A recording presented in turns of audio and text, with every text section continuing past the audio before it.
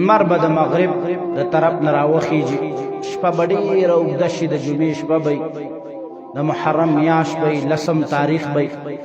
شپه به نه وځي تهجد خلک به پوه شي یو ځل به راپاڅي تهجد به بیا به راپاڅي څو کره داسې به شي لکه درې شپې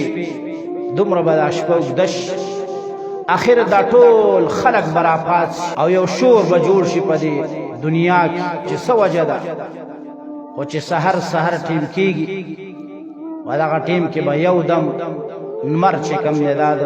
مغرب د طرف نه راوخیږي او د قیامت به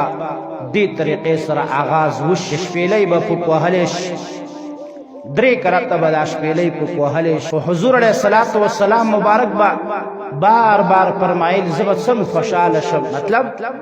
چې دا قیامت دومره رانږدې دی چې اسرافیل علیه السلام بالکل مکمل په شپېلۍ باندې خوله یې ښودې ده عرش ته ګوري صرف انتظار کوي چې اوس به حکم کېږي اوس به حکم او امت یې چرته هم په دې